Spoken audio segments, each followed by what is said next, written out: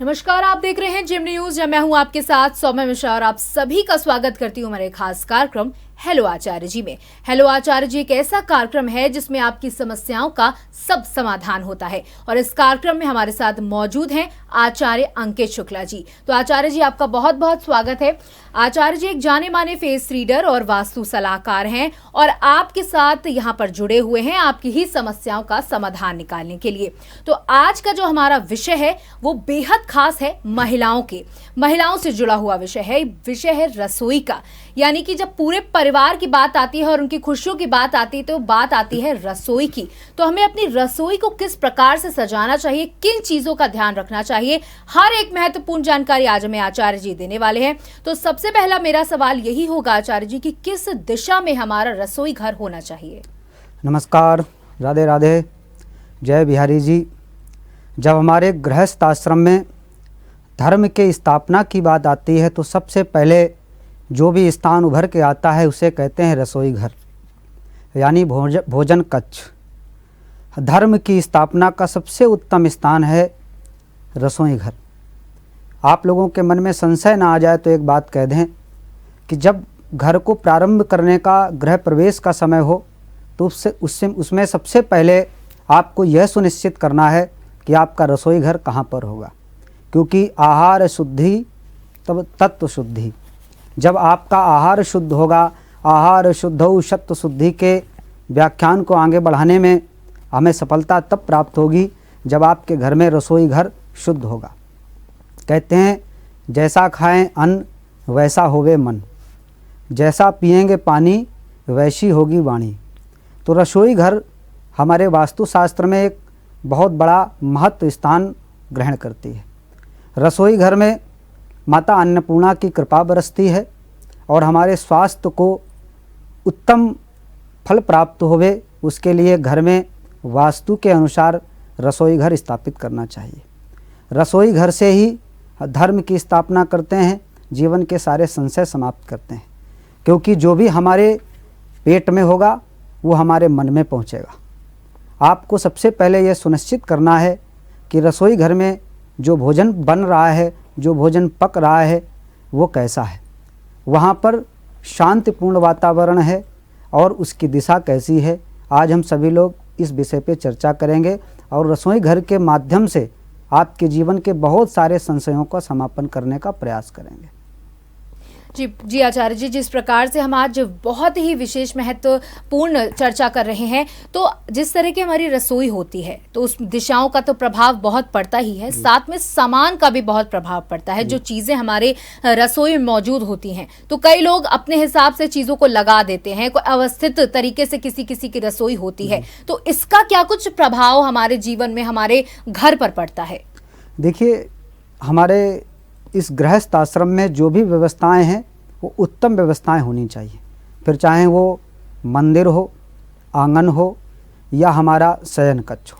लेकिन इसमें सबसे बड़ा महत्व रसोई घर को दिया गया है, क्योंकि जो अन्न है वो हमारे मन को शुद्ध करता है। पहले भी निवेदन कर चुके हैं, पुनः आपको बता दें, जिस समय भगवान राम को उनका राज तिलक होने का सुनिश्चित किया गया, श्री राजा दशरथ जी ने राम को राजपाट देने का संकल्प लिया, तो सबसे बड़ा आश्चर्य देवताओं को हुआ। उन्होंने कहा कि राम जी का तो अवतार विप्रधेन सुरसंत हित लीन मनुज अवतार, लेकिन ये तो राजा बनने जा रहे हैं, समाज का कल्याण कैसे होगा, राम मर्यादित कैसे होंगे, इनको कैसे व्यवस्थाएं विघ्न में डाली जाएं और इनका यह राज तिलक कैंसिल करवाया जाए और वहाँ पर जाकर के विघ्न पैदा किया जाए। तब सारे देवता माता वाग्वादिनी सरस्वती के पास गए और उनसे प्रार्थना करी कि आप जाकर के दशरथ की बुद्धि को दुर्बुद्धि में परिवर्तित करें और उनको राज तिलक में विघ्न पैदा हो, ऐसी कोई बुद्धि वहाँ पर सुनिश्चित की जाए। लेकिन माता सरस्वती ने कहा, हम दुर्बुद्धि को वहीं पर परिवर्तित करते हैं जहाँ पर कुमति होती है, जहाँ का अन्न दूषित होता है। लेकिन अयोध्या का अन्न ऐसा है जो बहुत ही शुद्ध है, लेकिन ये करना भी आवश्यक था। तब देवताओं की प्रार्थना को स्वीकार करके माता जब अयोध्या गईं तो वहाँ पर देखा कि सभी लोगों का अन्न बहुत ही शुद्ध है, क्योंकि अन्न का कण-कण बहुत ही सात्विक है, धार्मिक है और सुव्यवस्थित है। ऐसा कोई भी उन्हें माता सरस्वती को नहीं दिखा जहाँ पर उनकी बुद्धि पे कुमति बसाई जा सके। जो कैकेयी के जो फल हैं उनको प्राप्त किया जा सके, कैकेयी ने जो वरदान मांगे थे उन्हें याद दिलाया जा सके, ऐसा कोई भी प्राप्त नहीं हुआ। लेकिन जब माता ने देखा कि एक ऐसा भी वहाँ पर व्यक्तित्व है जो अयोध्या का भोजन नहीं ग्रहण करता है, अन्न नहीं ग्रहण करता है, वो है मंथरा। मंथरा कैकेयी की बहुत प्रिय दासी थी जो कैकेयी देश से 7वें विवाह के समय आई थी और उसने ये संकल्प लिया था जब तक जीवन रहेगा अयोध्या का अन्न, और यहाँ तक शास्त्रों में लिखा है कि वो जो पानी पीती थी, जल ग्रहण करती थी, वो भी कैकेयी देश से आता था। तब माता सरस्वती ने सोचा इसकी बुद्धि को दुर्बुद्धि में परिवर्तित किया जा सकता है। और ये उदाहरण बहुत बड़ा उदाहरण है कि हमने जैसा अन्न ग्रहण किया है मेरा मन भी वैसा ही हुआ है। और मंथरा को उनकी बुद्धि को दुर्बुद्धि के रूप में परिवर्तित किया गया और मंथरा के दिमाग में ऐसा कुछ डाला गया जिससे भगवान के वन आगमन को प्रारंभ किया गया। जब राम वन गए तब राम बन गए, तभी से उनका प्रारंभ काल हुआ है। और जब अगर वहाँ का अन्न शुद्ध था तो उसको अशुद्धता कैसे मिलती, तब मंथरा को देखा गया और मंथरा की बुद्धि में दुर्बुद्धि परिवर्तित की गई। और यहाँ से हमें उदाहरण मिलता है जब हमारा अन्न शुद्ध हो जाएगा तो मेरा पूरा जीवन शुद्ध हो जाएगा। हम बात कर रहे हैं रसोई घर की। रसोई घर में हमारा रखने का जो स्थान है सामग्री का, अगर वह उत्तम है तो हमारे स्वास्थ्य में बहुत बड़ा लाभ प्राप्त होता है। हमारे रसोई घर की जो भारी चीज़ें हैं जैसे आटा है, अन्न है, गेहूँ है, चावल है, शक्कर इत्यादि हैं, मसाले हैं, ये सब कुछ दक्षिण दिशा में रखना चाहिए। इसके बाद सौम्या जी बात आती है जल की, कि रसोई घर में जल का स्थान कहाँ पर होना चाहिए, क्योंकि हमारे पास ऐसे प्रश्न आते हैं कि हमारे घर में सबका स्वास्थ्य नहीं ठीक है, तो निश्चित मान लीजिए आपके रसोई घर में आपका जल का स्थान गलत है। भूल कर भी जल के स्थान को आग्नेय कोण में या फिर दक्षिण दिशा में न रखें। रसोई घर में जल का स्थान वायव्य कोण में रखा जा सकता है, पश्चिम दिशा में रखा जा सकता है, या फिर आप पूरब दिशा में भी जल का स्थान बना सकते हैं। भारी सामग्री रखने का स्थान जो भी है वो आप दक्षिण दिशा में रखें। रसोई घर में जब आप प्रवेश करें तो प्रयास ये करें कि आपका चेहरा पूरब की तरफ हो। भोजन बनाती समय महिलाओं का चेहरा अगर पूरब की तरफ है तो घर में स्वास्थ्य लाभ की प्राप्ति होगी, व्यापार में बढ़ोतरी होगी। और भी इस विषय में आगे चर्चा करेंगे, लेकिन आपको ध्यान देने बात अगर कुछ है, याद रखने वाली कोई बात है तो आप ये याद रखें कि आपका भोजन बनाते समय चेहरा पूर्व की तरफ ही होवे। जी आचार्य जी, जिस प्रकार से चर्चा हो रही है वो बेहद सुंदर है। जहाँ जैसे कि घरों में हम जाते हैं तो कई अलग अलग प्रकार के हमें चित्र देखने को मिलते हैं जो सकारात्मक प्रभाव हमारे जीवन में डालता है। तो क्या रसोई घर में भी किसी प्रकार के ऐसे चित्र होने चाहिए जो हमारी रसोई में एक सकारात्मक माहौल पैदा कर सके? जी निश्चित है। हम रसोई घर में सर्वप्रथम वहाँ का जो वातावरण शुद्ध रखें। रसोई घर में कोई भी अनावश्यक वस्तु का भंडारण न करें। रसोई घर ही एक ऐसा स्थान है जहाँ की महिलाएं घर के पुरुषों को रिझा सकती हैं, अपनी मनोकामना भी परिपूर्ण कर सकती हैं। अगर आपने भोजन पुरुषों के अनुकूल बनाया हुआ है तो आप मान लीजिए आपकी आधी मनोकामनाएं परिपूर्ण हो जाएंगी। रसोई घर में माता अन्नपूर्णा की एक सुंदर सी प्रतिमा रखें, एक चित्र रखें। और कैसी प्रतिमा?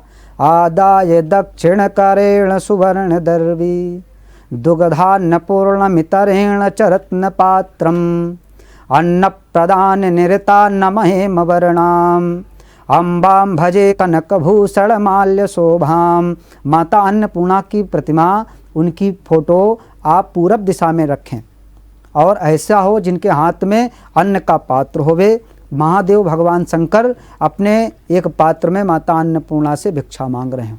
ऐसा अगर दिव्य स्वरूप आप अपने रसोई घर में, अपने भोजन कक्ष में या किचन में रखते हैं तो आपके घर की सारी नकारात्मक ऊर्जा समाप्त हो जाएगी और ऐसा भोजन प्राप्त होगा जिससे आपको निरोगी काया प्राप्त होगी।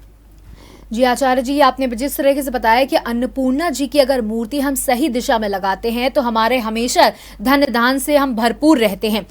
जिस प्रकार से चर्चा हो रही है उसमें चर्चा चूल्हे की जरूर होनी चाहिए, क्योंकि खाना तो चूल्हे में ही बनता है, तो किस तरफ का मुंह होना चाहिए खाना बनाते समय, किस तरफ चूल्हा रखा होना चाहिए, इसकी जानकारी दें।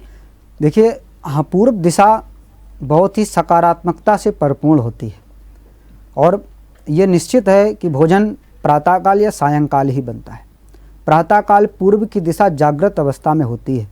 भगवान सूर्य नारायण जो हमें तेज की प्राप्ति कराते हैं और नवजीवन का प्रारंभ करते हैं। तो हम जब भी भोजन बनावें तो हमारा चेहरा पूर्व दिशा की ओर हो या ईशान्य दिशा की ओर हो, इससे आपका भोजन बनाने में मन लगेगा। जो भी भोजन बनेगा वो स्वादिष्ट भोजन बनेगा। जी आचार्य जी, इस प्रकार से कई बार देखा गया है कि लोग अपने किचन में ही बैठ कर के भोजन करने लगते हैं जी। तो क्या ये चीज़ सही है या वहां पर करना चाहिए या नहीं करना चाहिए? कहीं कहीं कुछ ग्रह खराब होते हैं तो ये सही भी है जी। जब आपका राहु ग्रह खराब हो तो बड़े बड़े योग्य ज्योतिषाचार्य कहते हैं कि रसोई घर में बैठ करके उस जातक को भोजन करना चाहिए, जिससे उसके राहु ग्रह प्रसन्न होवें और अपनी दिव्य दृष्टि से उसके जीवन को सफल और सरल बनावें।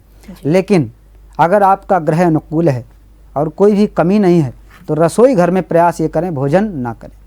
पहले के समय जो वृद्ध माताएं थीं वो रसोई घर में जूठा भोजन ले जाने में भी क्रोधित हो जाया करती थी। तो ये प्रश्न ही नहीं उठता कि हम रसोई घर में बैठ कर के भोजन करें, क्योंकि वह एक पूजा का स्थान है, अन्य देवता होते हैं, वहाँ अन्न अशुद्ध ना हो, इसलिए रसोई घर में भोजन करना सर्वथा गलत है। जी, जिस प्रकार से आप बता रहे हैं कि पानी की दिशा अगर हम पानी की कोई चीज़ वहाँ पर रख रहे हैं तो उसकी दिशा किस जगह होनी चाहिए, मतलब उसकी किस प्रकार जगह होनी चाहिए। वहीं अगर हम वॉश बेसिन की भी बात करें, क्योंकि आजकल जो किचन बन रहे हैं उन किचन के अंदर सारी चीज़ें मौजूद होती हैं, तो वॉश बेसिन की जगह किधर होनी चाहिए? जी देखिए, वास्तु शास्त्र में वरुण देवता का स्थान जो बताया गया है वो पश्चिम दिशा में बताया गया है और पूर्व दिशा में बताया गया है। प्रयास ये करें कि आपका जो भी जल का स्थान, जल से संबंधित स्थान है, वो पूर्व, ईशान्य या जगह प्राप्त नहीं हो पा रही इन दोनों जगह में तो आप पश्चिम में रख सकते हैं। भूल कर भी उत्तर में या फिर दक्षिण दिशा में, आग्नेय कोण में बिल्कुल भी जल से संबंधित किसी भी क्रिया को परिपूर्ण नहीं करना चाहिए। यहाँ पर अगर आप रखते हैं जल तो आपका मन भ्रमित रहेगा, ना चाहकर भी जो भी आप स्वादिष्ट भोजन बना रहे हैं वहाँ पर आपको गलतियाँ प्राप्त हो जाएंगी। जी आचार्य जी, हमने सारी चर्चाएं तो कर ही ली हैं एक तरीके से कि किस प्रकार से हमारी रसोई होनी चाहिए, किस प्रकार से गैस की जगह होनी चाहिए, किस तरफ हमें मुंह करके भोजन बनाना चाहिए। आखिरी मेरा सवाल आपसे ये होगा कि अगर हम कोई गलती करते हैं अपने रसोई को सजाने में, रसोई को बनवाते समय दिशा गलत हो जाती है, तो उसका नकारात्मक प्रभाव हमारे जीवन में किस प्रकार से पड़ता है? देखिए, सबसे पहले अगर आपके घर में रसोई घर ठीक नहीं है जी, तो आपके शुक्र ग्रह आपको प्रभावित करेंगे, क्योंकि आग्नेय कोण के जो देवता हैं वो नवग्रहों में शुक्र भगवान हैं, भार्गव हैं। अगर वो ठीक नहीं है तो मान लीजिए आपके सौंदर्य प्रसाधन में, आपके शरीर में नाना प्रकार के विघ्न आएंगे। घर की महिलाओं में सबसे ज़्यादा प्रभाव पड़ेगा और किचन को, रसोई घर को और अच्छा बनाया जा सके, आपको हमने पहले भी निवेदित किया है कि किचन को, रसोई घर को पूरब और दक्षिण के कोने आग्नेय कोण में होना चाहिए, जो अग्नि का स्थान वास्तुशास्त्र में माना गया है। यहाँ पर अगर आपका रसोई घर है तो आपके जीवन की सारी समस्याएं आदि यहीं पर समाप्त हो जाती हैं। आपके घर की नकारात्मक ऊर्जा समाप्त हो जाएगी। अगर रसोई घर गलत है तो नाना प्रकार के विघ्न आपके जीवन में आ जाएंगे। फिर वो चाहे आपके व्यापार का संशय हो, चाहे वो विद्या का संशय हो या घर के मुखिया को लेकर के किसी भी प्रकार का संशय हो, वहीं से प्रारंभ हो जाएगा। सबसे बड़ी बात यह है कि हम अपने रसोई घर में सायंकाल जब रसोई घर का दरवाज़ा बंद करते हैं तो हम सबसे पहले ये सुनिश्चित कर लें कि वहाँ पर कोई जूठा बर्तन तो नहीं रखा हुआ है। अगर ये रखा है तो आप मान लीजिए आपके घर में दरिद्रता वास करेगी, क्योंकि वो एक पूजा का स्थान है, अन्य देवता का स्थान है, माता अन्नपूर्णा का स्थान है। इसलिए उसे शुद्ध रखने की जिम्मेदारी आपकी महिलाओं की बनती है। आप जब घर में शयन करने जाएं तो रसोई घर को शुद्ध साफ करके रखें। हमारे यहाँ जब पुराने रसोई घर हुआ करते थे तो दिशा का तो इतना बड़ा ज्ञान नहीं हुआ करता था, वास्तुशास्त्र भी इतना ज़्यादा प्रचलन में नहीं था, लेकिन ये ज़रूर देखा जाता था कि वो शुद्ध है कि अशुद्ध है। वहाँ पर मिट्टी से लेपन करके और सारे बर्तन शुद्ध करके तब माताएं बहनें शयन को जाया करती थी। इसलिए अगर आपका रसोई घर अशुद्ध है तो आधी परेशानी वहीं से प्रारंभ हो जाती है। रसोई घर को शुद्ध रखने की जिम्मेदारी आप सबकी बनती है। इसका आप पालन करें और जीवन का आनंद लें। जी आचार्य जी, जिस प्रकार से चर्चा है वो बहुत सुगम हुई है, क्योंकि रसोई घर से हर कोई जुड़ना चाहता है, क्योंकि रसोई घर एक ऐसा स्थान है हमारे घर में जिससे सिर्फ और सिर्फ खुशहाली ही आती है। तो जिस प्रकार से आचार्य जी ने बताया कि कहाँ कौन सी चीज होनी चाहिए उसका खास ध्यान आप रखें। तो आचार्य जी बहुत बहुत धन्यवाद आपका इतनी अच्छी जानकारियां हमारे दर्शकों तक पहुंचाने के लिए। तो दर्शकों, आज के हमारे इस खास एपिसोड में इतना ही, लेकिन आगे की और जानकारियों के लिए आप हमारे साथ हमारे इस खास कार्यक्रम हेलो आचार्य जी में जुड़े रहिएगा। नमस्कार।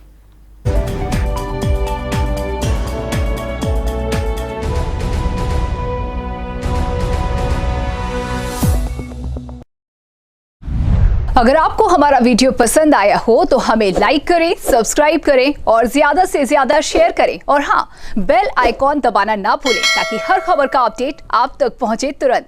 आप हमें इंस्टा, ट्विटर और फेसबुक पर भी फॉलो कर सकते हैं। हमारी आईडी है @JMT News।